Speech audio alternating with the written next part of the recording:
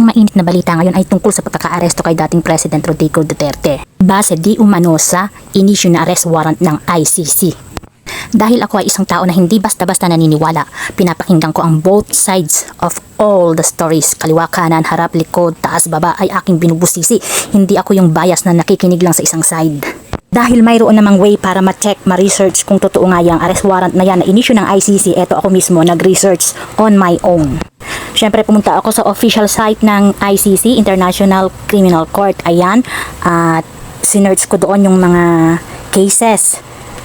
Ayan, search muna tayo. Ganyan, in-scrutinize ko muna siyempre kung saan dapat hanapin. Be patient lang po sa panonood ha, kasi ngayon lang ako nagpunta sa site na ito. Ayan, yung may mga cases. Ayan, alphabetical in order sila. Tinitignan ko pa yung mga iba. Ayan, hinahanap ko kung andi dito yung pangalan ni Digong, ni Rodrigo Duterte sa ABCDFG. Parang wala sa D, sa Duterte. Walang Duterte. Simula siguro sa R yung pangalan. Ay wala, Ruto na agad ito. Walang Rodrigo Roa Duterte. So balik ulit. Tinan pataas. Baka na namamalik mata lang. Hindi nakita agad. Ayan, binalik ko ulit. Ala talaga, ala. Alang Duterte, alang Rodrigo, walang Roa. Wala. Balik ulit. Ito naman, filter by defendant. Cases, may mga picture naman yung iba. Okay, search ko nga. Type ko, subukan kong i-type na lang yung pangalan niya. Rodrigo Roa Duterte. Search. Wala eh. Ba't clear yung lumayan? Wala. So, try uli. Type uli. Rodrigo Roa Duterte. Search. Parang wala. Oh yeah. Balik na lang uli. Balik ko na lang. Ano ba to? Cases. So, balik uli. Filter by cases ito. Ayan. Ito, 69 yung defendants. Tingnan natin kung nasa defendants. Ayan, may mga pangalan sila. Naka-specify naman kung ano yung pangalan nila, kung taga saan, kung ano yung kaso.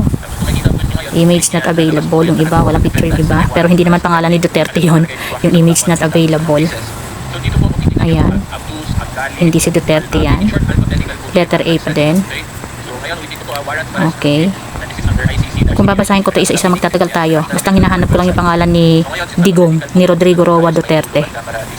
Wala, hindi yan si Duterte. Ibang lahi to. So next in line, number 2, filter by cases pa din. Wala, ibang pangalan. Ali Muhammad Hussein, iba.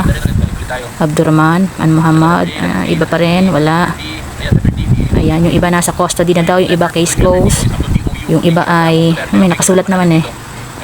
Kung nasa custody na ng ICC, kung nakakulong na or kung case closed na. Meron ding mga iba na a-acquit o iba pa din to, iba. Hindi ito si Duterte, walang Duterte, iba ang itsura, may picture na. Ayun, yung iba yung ibang walang picture pero hindi naman pangalan ni Duterte ang nakalagay. So, hindi si Duterte 'yon. Ayan. Malabo. Gaddafi. Gaddafi. Ayan. Iba. O, sige, next in line. Uy, may babae din, oh. May babae din pala. Ayan, wala. O, iba itsura, hindi yan si Duterte, malayo. O, iba na to, letter H na to. Lahat na to ng mga defendants and may mga kaso sa ICC. Nahanap ko pangalan Duterte. O, next in line. Okay. Wala pa rin Rodrigo Roa Duterte na lumalabas na itsura o pangalan. Letter, ano to? L. Lukwi, ano babasa doon? Iba. Wala. Iba pangalan, iba mukha. Walang Duterte na lumalabas. Okay, letter M. Next, number 6. Line 6. Nasa page 6 na. Hindi pala line, page. Wala pa rin. Ibang mukha pa rin. Ibang pangalan. Isa-isa ko na talaga ha. Wala. Letter N na to. Karamihan ng mga may kaso sa ICC, mga negro, mga maiitim. Ito may pagka-negro din. Ito may pagka-negro din, oh. Okay, wala din doon. Page 7 na. 69 defendants. Wala pa rin. Letter O na yata ito. Ayan, letter R. Ruto naman. Wala. After letter R, letter S na agad. Walang Rodrigo Roa Duterte. O, letter S. Wala na.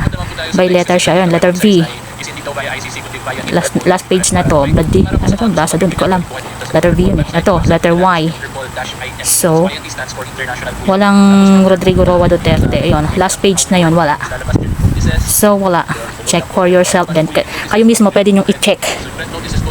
Ako mismo, hindi pa kontento. Sige, mag-check pa nga ako. Ayun ang mga ulitin. Check ulit. Baka namimiss lang. Sige, isa-isa pa. Yung may mga arrest warrant. Sino ba to? Nandito ba siya? Tingnan ulit. Ayun, case. Tinan ko. Ayun, ganun kahaba yun dapat. Okay, next.